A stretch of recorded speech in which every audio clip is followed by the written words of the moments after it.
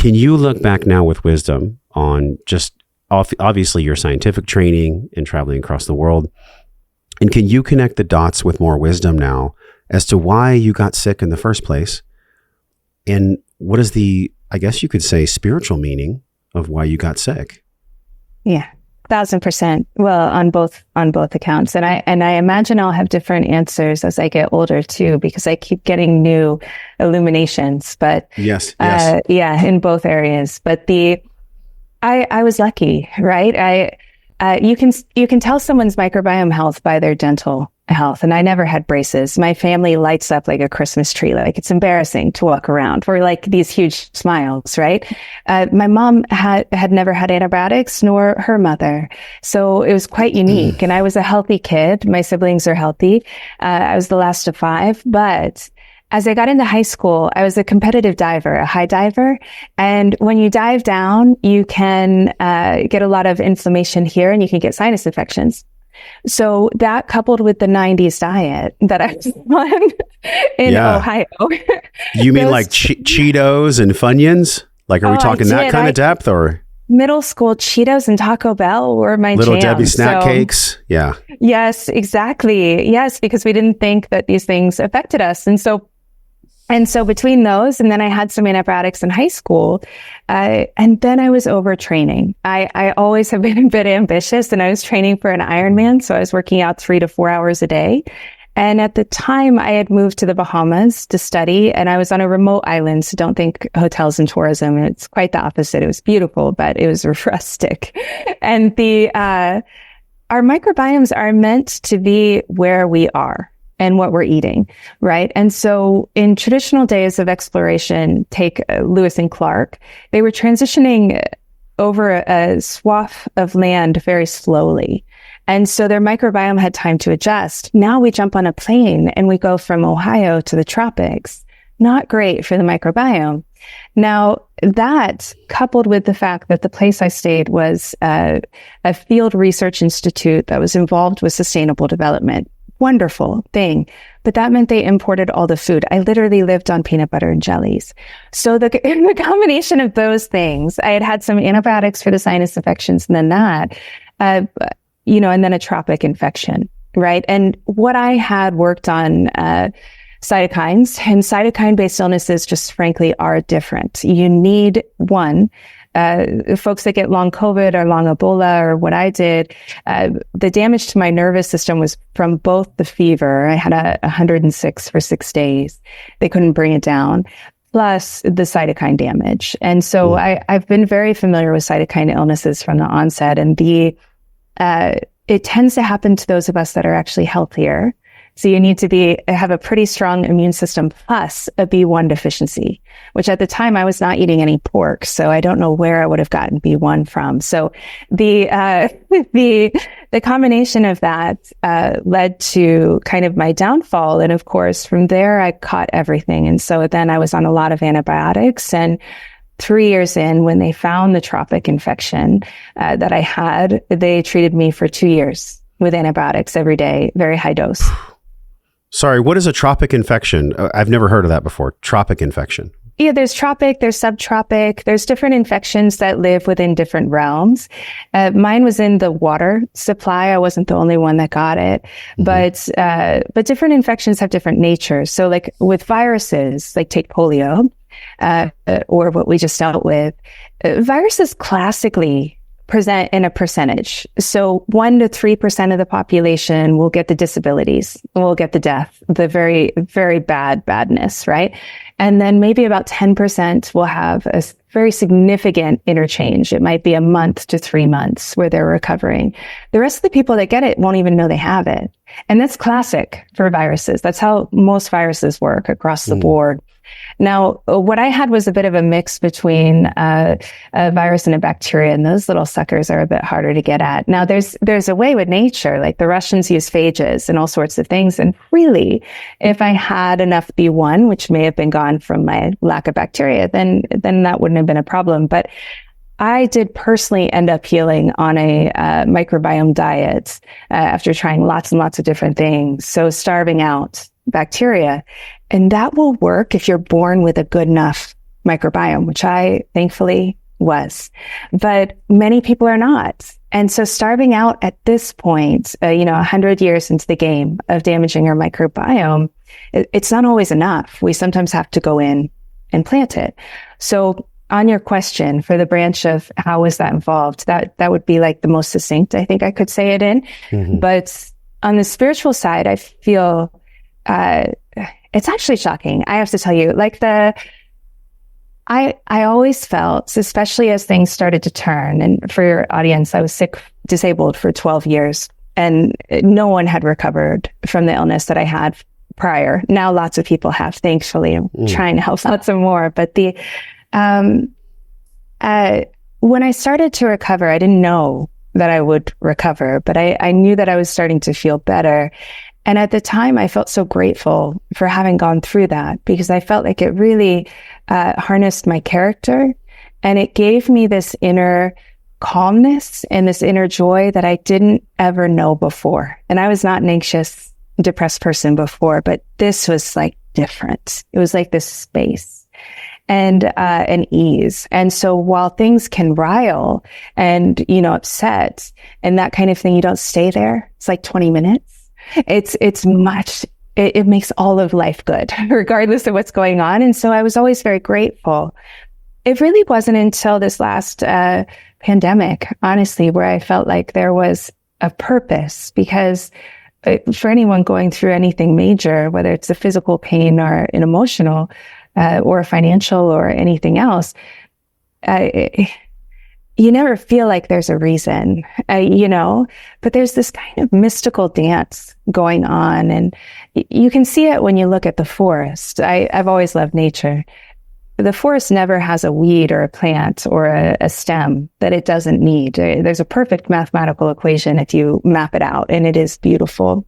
We are the same. We may not know why we're here, but there's a reason if we are. And even if we're going through the tortures of whatever stressor that is, well, it was 10 years into remission that this big pandemic hit. And this pandemic was causing the very condition that I got after my illness, the dysautonomia, the extreme disimbalance of the autonomic and sympathetic nervous system. And so it was pretty amazing. I flew home from Africa and I spoke in San Diego on a stage at a huge medical conference, teaching thousands of doctors how to reverse this condition that I had learned how to do 10 years ago. And it felt, for those of you listening, with that condition, you can't stand. I would have had a seizure if I tried to stand. So the fact that I could stand on stage for an hour was really beautiful and felt like there was a lot of deep purpose there. Well said. And I think about the analogy I gave earlier with the sword being forged. That's you. I mean, 10 years of going through a healing process. There had to have been moments, though, where you would meet the darkest part of yourself and wonder, will I ever get better? Oh, I would say I lived in that. I lived in that until the last couple of years. Yes. So then so this is the question, right? And this goes for anyone experiencing their own individual process around healing, whatever it is. There's many lanes of healing. When you met yourself in one of the darkest places, what was the narrative? Was there a connection to God? And how did your soul rise to the occasion of healing? I'll be honest, there were quite a few things that kind of came in at the same time. There was one year in particular, I had to move back in with my parents for care, and my weight loss was extreme, and I was on this breathing machine, and I was just in this white room. I didn't have a TV or a phone. I couldn't really talk. It was hell, and the pain was through the roof. There was no medicine that worked for that, and so I had no escape from the pain. And this was at this stage 8 years in to the illness, and my kidneys were getting worse, my liver and my thyroid and everything else. And so I felt like the biggest burden that you could be. You don't want to be a burden on your family and your loved ones, and you want to bring good things. And when you're disabled, you can't. And that's an awful thing, actually, to receive at that place. And so I suddenly realized what folks like yourself and many of the people that you have on are now really putting into the public consciousness, and that is that no one was going to do this for me. I really believed at that time someone would come up with something in a lab and I'd get back to my old life. And I really loved my old life. So I did this exercise. I just taught it to someone, actually. It's weird. So guys, judge me all you want. But I did this exercise where I imagined my entire funeral and my death and everything else and everyone afterwards. And I don't know why this worked. I really don't. But after that experience, and I mean immediately after, I had all this space. I was happy.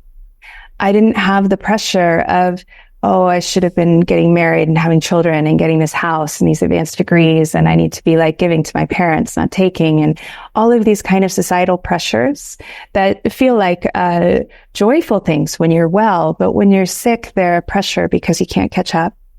And so I kind of had this freedom where I just kind of looked upon the world with these open eyes, and I saw things from a different point of view that was honestly beautiful, really beautiful. It's like that exercise that the Buddha explained of looking at the flower and getting that smile. It was that with everything. And so from there, a space came in and things started to shift. And I started to see all the good and feel the life rather than the death in the body. But I think all of it has a place. And so what I would advise anyone going through the thick of it is go in, go through, feel it, because the resistance is actually the harder. It makes it last much longer. And so if you can really go into it and see, and also to see yourself from the eyes of someone that you love, like a grandmother figure. I had to picture like an Aunt Jemima type character, looking at me, because I did, and it was really successful. Yeah. But yeah, because we're often our harshest judges, right? And so I needed kind of to think of myself from this really loving, joyful, kind of giggling place. And that was incredibly helpful as well. We often think we're so awful. Have you ever heard the dialogue of children? They could be like 10 years old and they think they're the worst human that's ever been born. And it's adorable when you're an adult, right? Because you see this and you're like, oh, you are so cute. My goodness, let me bake you something, let's make your day better. But we kind of have to do that for ourselves when we're in this situation and when we're adults. And it's a really good thing to do. Wow. So beautiful. Thank you for sharing that. I could really feel what you're sharing in my body. I could actually feel it in my heart. And I know everybody else did too. The one thing that I got from that, well, I got many things from that. The one thing that I got from that was most powerful for me was it's in the acknowledgement, in the surrender of our own death, that paradoxically the joy and the light can truly shine in. And it may seem like I'm waxing poetic, but life is a poem, so write it. And the way in which you describe that, in the lowest of the low and the hardest of the hard, moving back in with your parents after 8 years and just being faced with pain, it really galvanized you.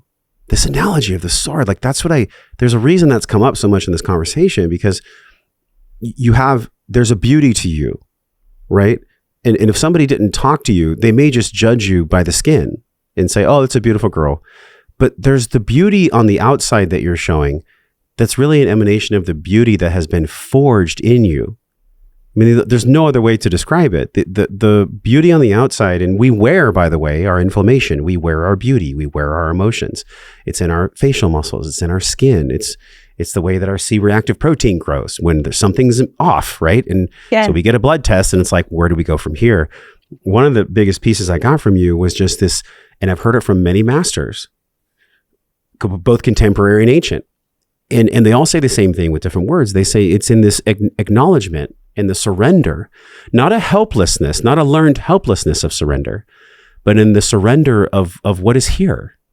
Whether it's an illness or a hardship, there's so much wisdom in just letting yourself let go and just be in it and go through it, because the platitude of the only way out is through is so true, yet the embodiment of that wisdom and actually gleaning the lesson from being in it is where all the magic is. That's the magic. That's the magic. And that's the micro of the macro of what you went through. Because to cap it here, you mentioned this, that I am sharing and you and I are sharing this one key piece. No one is coming to save you.